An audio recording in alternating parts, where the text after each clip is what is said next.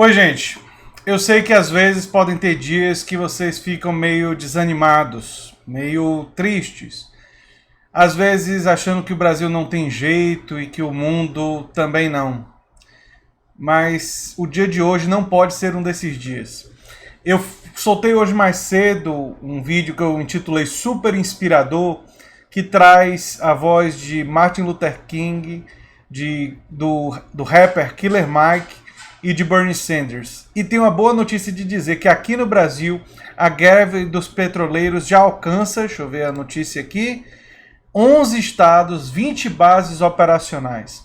A gente tem que começar a lembrar que não é porque as coisas estão difíceis e não é porque o mundo passa por um momento difícil e que forças conservadoras, reacionárias, contra a democracia ascenderam em vários lugares do mundo que nós vamos dar para trás. Não. Nós vamos em frente. E tem boas notícias para a gente falar no dia de hoje da luta dos trabalhadores aqui no Brasil. E como eu já aludi nesse vídeo super inspirador que eu recomendo que vocês assistam, vai ser difícil a recomendação do YouTube chegar, porque como tem a fala de Martin Luther King, que é uma fala dura, ela foi limitada a distribuição. Só para avisar que o YouTube fez isso comigo nesse vídeo, assim como outros vídeos às vezes acontece, né? A distribuição fica limitada. Enfim, se você chegou agora, o canal é a Nova Máquina do Tempo, eu sou André Teixeira Jacobina, aqui tem links das nossas redes sociais, nosso apoia-se no comentário fixado e vamos falar sobre a greve dos petroleiros. Como eu falei, alcançou 11 estados e 20 bases operacionais. A Federação Única dos Petroleiros espera ainda mais adesões ao longo do dia, avançando no movimento que alcança seu terceiro dia de paralisação. Nessa manhã, ocorrem atos e acampamentos em várias unidades da Petrobras e também na sede administrativa da empresa no Rio.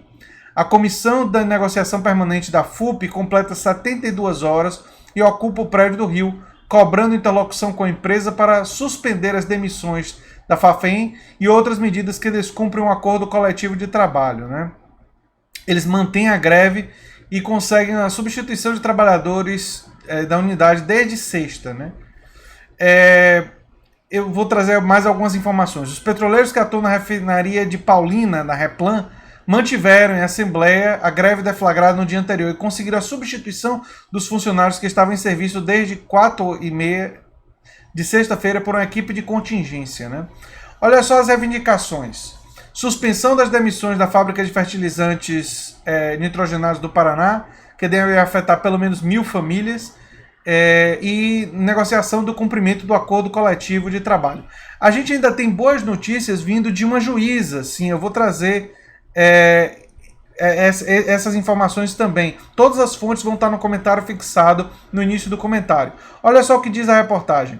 O sinal de que nem tudo se deteriorou na democracia em vertigem brasileira não está apenas na iniciativa dos sindicalistas. Evidencia-se ainda na sentença da juíza Rosane Ribeiro Catribe, de plantão no Tribunal Regional do Trabalho da Primeira Região, ao rejeitar o pedido de reintegração de posse feito pela empresa, uma tentativa da Petrobras de livrar-se do estorvo, entre aspas, que a presença daqueles 5 em seu prédio lhe causa, pois caracteriza a sua falta de interesse em negociar. Sim, os sindicalistas estão lá esperando para negociar e estão sendo ignorados, né? Prefaciando sua decisão com a frase da jornalista Eliane Brum, a tragédia brasileira é que as palavras existem, mas já não dizem. Ela explica. O Brasil sofre de um esvaziamento de sentido das palavras e que, destituídas de significado, as palavras não agem, não materializam a ideia nelas contida. Quando a palavra já não diz, resta o gesto simbólico. Estão na mesa para negociar.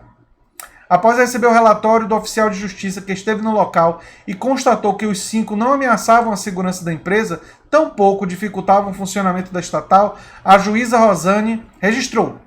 O que se vê é a legítima atuação do sindicato no sentido de persuadir a empresa à negociação. Negociação frustrada após uma reunião para a qual foram convidados e não saíram, porque, como já dito, permanecem em mesa para negociar. É um sinal de resistência próprio do jogo democrático. A juíza respaldou a indecisão pretérita do seu colega do TRT do TJ, o desembargador Gustavo Tadeu Alckmin. O acordão surgiu de uma greve de bancários em que empregadores tentaram proibir piquetes. Ao rejeitar o pedido, o desembargador, em tom crítico, relembrou que a greve é um direito constitucional dos trabalhadores. O empregador almeja, quem sabe, retroagir ao tempo em que no Brasil a greve era considerada caso de polícia. A norma processual exige um justo receio para a concessão de mandato proibitório e não concede receio justo contra expresso texto de lei que assegura aos grevistas o emprego de meios pacíficos tendentes a persuadir ou aliciar os trabalhadores a aderirem à greve. Em suma, o uso do piquete pacífico. Agravo regimental, enfim, improvido, né? E todos os detalhes vão estar lá, né? Mesmo considerando não se tratar de um piquete especificamente, a juíza citou a falta de resultado na negociação de sexta-feira para garantir o direito de permanência dos síndicos sindicalistas na sala de reunião. E ela explica: o que se vê é a legítima atuação do sindicato. E é exatamente da negociação frustrada que surge o direito de secessão coletiva do trabalho. Assim, temos que permanecer pacificamente em uma mesa de negociação, aguardando o interlocutor. E olha só a conduta antissindical da Petrobras, né? Teve a decisão da juíza, certamente desagradou a diretoria da Petrobras, impedida de expulsar os sindicalistas. A empresa decidiu partir para o confronto. Em outras palavras, ao contrário da magistrada, não reconheceu a legítima atuação do sindicato em persuadir a empresa à negociação. A energia e a água do quarto andar do prédio foram cortadas. Olha que atitude baixa. Que atitude pequena, né? Que atitude não é só antissindical, ela é antidemocrática, ela contraria a nossa própria Constituição. Elas deixaram os 5 representantes, né, no escuro, sem ar refrigerado, sem recarregarem os celulares e os banheiros sem descarga. Uma demonstração de desespero e falta de preparo para uma negociação sindical. Tentativa de resolver o problema à força, sem diálogo. A juíza não gostou. Ao ser informada dos cortes, voltou aos autos do processo de sábado e, após relembrar que a greve foi decidida em assembleia da categoria e citar sua decisão anterior, reconhecendo a legitimidade da atuação do sindicato, classificou a atitude da empresa como conduta antissindical da requerente que deve ser reprimida em respeito a disposições constitucionais, especialmente o artigo 8º da Constituição Federal. Relembrando a legislação, enfim, aí ela disse o seguinte: e explicou quase que didaticamente as regras do jogo em regime democrático. E nessa liberdade se inclui um direito fundamental, o de greve, que traz em si a possibilidade de atos anti-juridicidade, que são necessários para obrigar a parte contrária a aderir à negociação. Né? E aí, sob a ameaça de ser multada em R$100 mil por hora, que demorasse a religar a energia e a água no quarto andar, a estatal se viu obrigada a, usando a expressão da magistrada, manter as condições de habitabilidade do prédio. Por volta de 11 horas da noite, a habitabilidade foi restituída aos 5 sindicalistas que registraram o momento em vídeo. E eu vou deixar o link do vídeo para vocês verem aí embaixo. Tá? Não vou vincular aqui. A reportagem tem inclusive o vídeo, né? Bem, vocês podem ver que existem sindicalistas, existem juízes, embora não todos, que sabem dos seus compromissos constitucionais. Existem trabalhadores, jornalistas, influenciadores, historiadores, intelectuais, dispostos a lutar por um Brasil e por um mundo melhor. Por um mundo mais justo, mais igualitário, mais democrático. Gente, eu sei que existe uma tendência, eu tenho visto isso em alguns de vocês, de esmorecer, de achar que não dá e de achar que as coisas não vão mudar. Eu não sei se Bernie Sanders vai ganhar as primárias democratas. Eu não sei se todas as greves que vão ainda acontecer esse ano serão bem-sucedidas. Mas vocês precisam ter a clareza de que nós temos sim poder. Nós temos voz.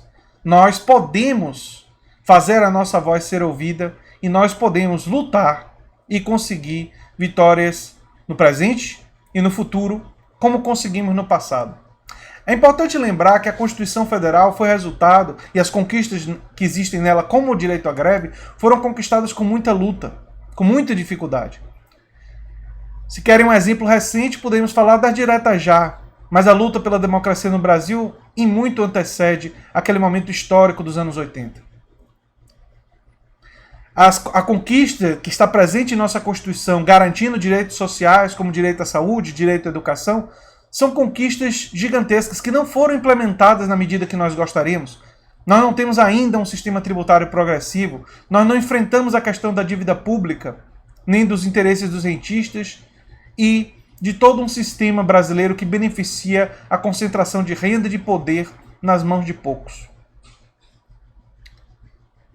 Ainda muito por que se fazer, mas o passado da nossa história, do Brasil, e da história do mundo mostra que o futuro pertence à justiça e àqueles que lutam pela justiça. Como disse Martin Luther King, o arco da história dobra em direção à justiça. Por isso, gente, acreditem, existiram pessoas no passado que disseram que um mundo sem escravidão não era possível, e eles foram derrotados. Existiram no passado pessoas que diziam que salário mínimo era impossível, e eles foram derrotados. Existiam pessoas que diziam que regulamentar o espaço de trabalho, garantir horas adequadas para o trabalhador, sem superexploração, como existia na época de Marx, era impossível, e eles foram derrotados. Existiam pessoas que diziam que mulheres nunca votariam, e eles foram derrotados. Existiam pessoas que diziam que racismo e o preconceito racial, e o preconceito contra gays, LGBT e outras pessoas de diferentes religiões eram a certeza para toda a humanidade e para sempre. E eles estão sendo derrotados. Esses preconceitos existem, mas acreditem, a luta e o arco da história caminha muito mais na nossa direção do que na direção deles.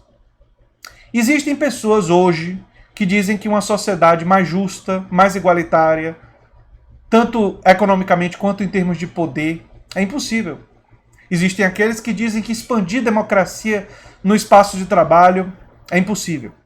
Existem aqueles que dizem que uma sociedade que tem uma tributação amplamente progressiva, enfrente a questão da dívida e que consiga garantir direitos sociais de forma ampla para os seus cidadãos e empodere eles no caminho de decidir sobre os futuros da sociedade, dando mais poder para todos os cidadãos, tem gente que diz que isso é impossível.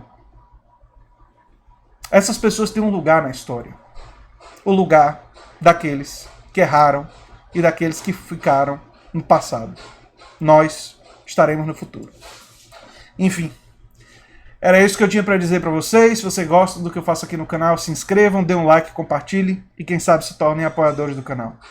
Tchau, tchau.